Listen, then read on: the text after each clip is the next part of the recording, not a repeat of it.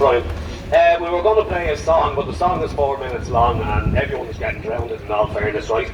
So what we're going to do is we're just going to take a minute, just have a minute's silence for everyone, just to pay our respects to everyone that's gone before us. So.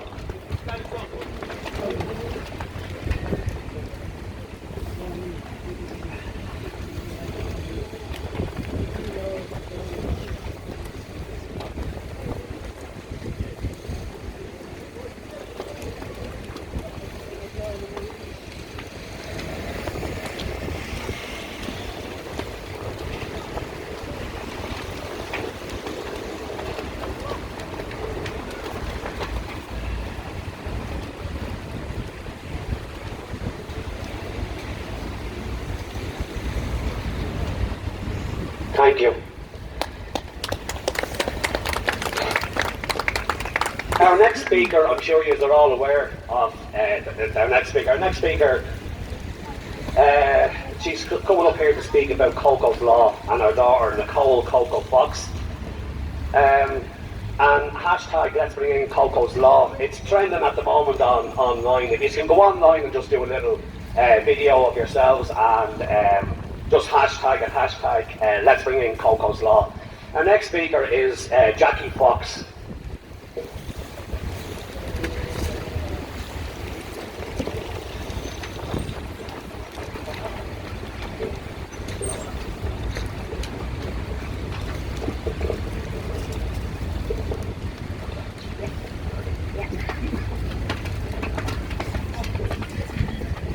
Hi, I'm Jackie Fox and I'm speaking on behalf of my daughter Nicole Fox, who's no longer here. Nicole died by suicide due to online bullying. She was 21. I'm going to tell you a bit about Nicole and before I get into what Cocos law is. Nicole was my only little girl. She has 2 brothers. She was the most bubbliest, funniest, liveliest, trusting, most wonderful daughter you could ever have, and I'm standing here saying that I'm so proud to be her mum. From a lively, bubbly, funny girl, as Nicole grew up, we had a mobile home down in Courtown and Wexford, where we spent all our time down there, and through the summer and midterm, we spent all the time with her on the beach, going crab fishing, learning to jump off the pier without our armbands, going to the farm. We did everything together. And as Nicole was growing up, we were still so close. When Nicole turned 17, going on 18, she started to experience going out to nightclubs. At the start, everything was fine and, everything went well until things went wrong.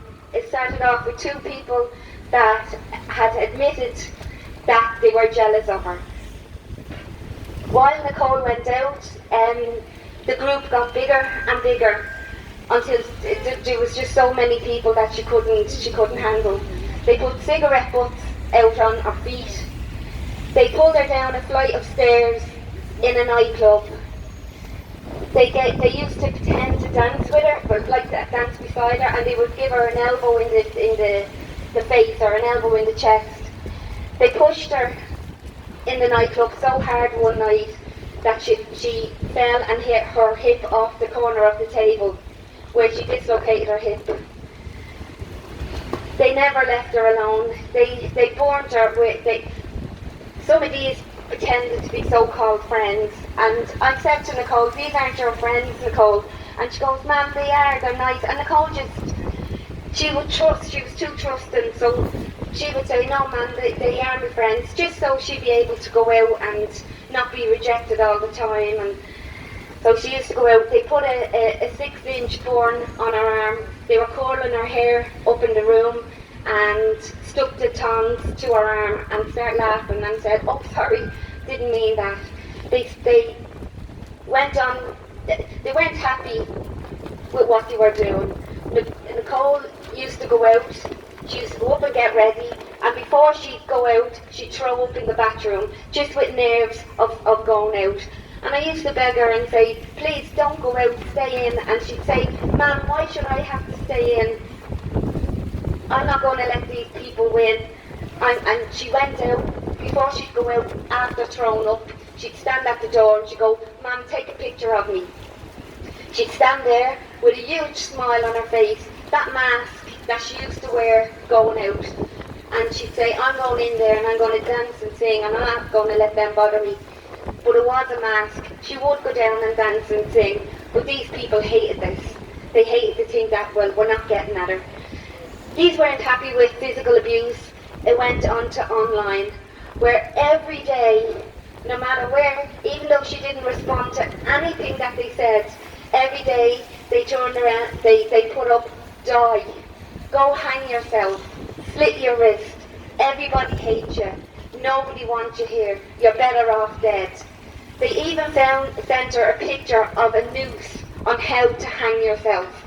This was constant every single day, where from this bubbly, lively, funny, my beautiful daughter ended up, they stripped her down, they stripped her confidence, they tore lumps out of her, they broke her, until one day Nicole took an overdose in 2015, where she spent 4 days and nights in hospital, where I slept on the bed beside her. I thought that was my worst nightmare after Nicole taking the overdose. When we came out of hospital, I brought her to Cannes. And there in Cannes, although she cried and cried, they said, it's just a phase you're going through and you'll get over it. I brought her home, and from this lively, bubbly girl, she spent all the time in her bedroom. She cried going to bed every night. She cried getting up in the morning, and I used to lie beside her on the bed and cry with her. I used to bring her out everywhere I could just to get her out of the room. She turned around to me and said, Ma'am, I can't take this anymore. I don't want to be here anymore. And the only reason why I can't kill myself is because, Ma'am, I don't want to leave you heartbroken. Well, we are heartbroken. We're devastated beyond. There is no words to describe of the devastation that's left behind. When we thought that was my worst day, until on the 18th of January, myself, I left the house at 3:20 with my son. I dropped him to work and I went on around to collect my 14-year-old son from school. When I got to the house at 4:20, so I was gone an hour, when I got home, myself and Lee opened the hall door together and both walked in together. There I saw Nicole hanging from the banisters. She had used the step ladder and the dog lead. I screamed to my 14-year-old son, please, please, just take her down, take her down. Poor Lee had to run up and unhook the dog lead. I lay her on the floor and I begged her, she was still warm, and I begged her, please Nicole, please, just hold on, don't leave me. I had rang the ambulance and put them on speaker while I was doing CPR, and I was begging her and I rubbed her hair and I said, please Cole, please don't leave me. I'm going to say I was lucky enough to have 2 days with Nicole. She didn't die straight away, but when she was on her way to the hospital in the ambulance, she took a massive heart attack and she died. But they brought her back, they got her heartbeat, and she ended up in intensive care on the life support machine. I'm going to say, I don't even know what words to use, lucky enough or fortunate enough, I don't know, that she didn't die when we walked into the hall, because we had 2 days in the hospital with her to be able to say goodbye. The doctor told us she was going to die, that she wasn't coming home, and I still didn't comprehend that she wasn't coming home. 2 days later, Nicole's organs started shutting down, and I knew her heart went erratic, her blood pressure was all over the place. I knew I only had minutes with her, And I said to her in the final 2 minutes, Nicole, just let go. Nobody can hurt you again. They're never going to be able to touch you. I told her, I love you, Coco Pops, because that's what I always called her. And she died. A couple of days later, the police came to me and said that online bullying, physical bullying, is a criminal offence. But I did go down to the guards when Nicole was getting physically bullied, and because Nicole was 18, I couldn't make the statement for her. She had to make the statement. And Nicole said, "Ma'am, I can't make a statement. Imagine what's happening to me now, so imagine being a rat on top of that as well." Nicole also did self-harmed a lot as well in her bedroom, where she used to get her nails and tear her nails into her legs and her belly and onto her face. When the police told me that online bullying was an offence, that anyone can say anything, anyone can annihilate, bullying is a childish word, anyone can annihilate, torture, torment someone from being such a bubbly lively, how they strip them down, break them down until they can see past another day. Nicole didn't want to die. She didn't want to wake up and say, "Oh, I think I'll take my life." She just couldn't find a way to stay. There was two choices I had when I found that Nicole, that the online bullying wasn't an offence. I could go with Nicole, or I could do something about it. The choice was hard to make, I'm not going to lie, and I did think about it. But then I said, no, I'm going to make this, change this around, and not let anyone else go through what my baby girl went through.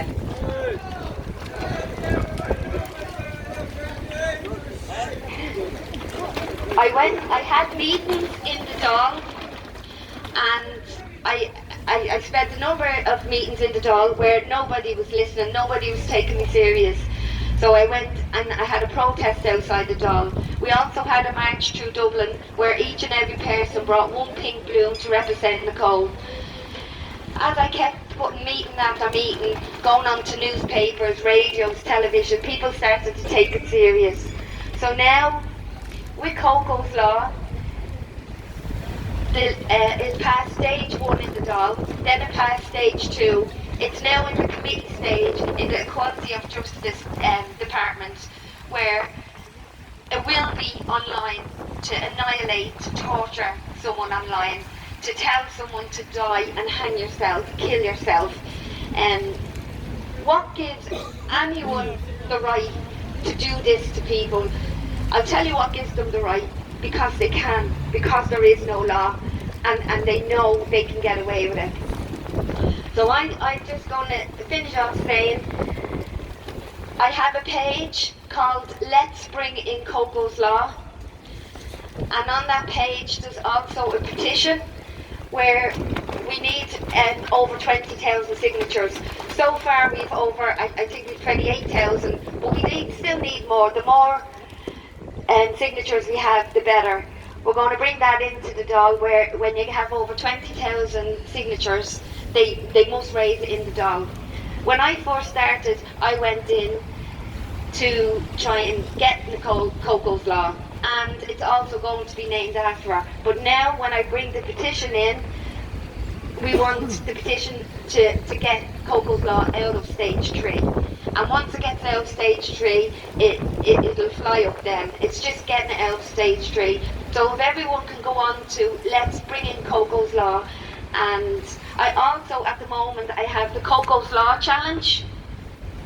And that is, if everyone can just spend 20 seconds of their lives, that's all, just 20 seconds of their lives, and just put up a video to say that you support Jackie Fox and Let's Bring in Coco's Law. 20 seconds of your lives can save a person's life forever. So we just can go on to the Coco's Law Challenge and support me, put it on Facebook and tag as many people as you can and make this go viral, because it needs to get out there. We don't want any more people dying. We don't want our kids dying, or adults, aunties, uncles. It doesn't matter who it is. Just stop these vile, vermin, horrible people from thinking that they can get away with this all the time. Thank you.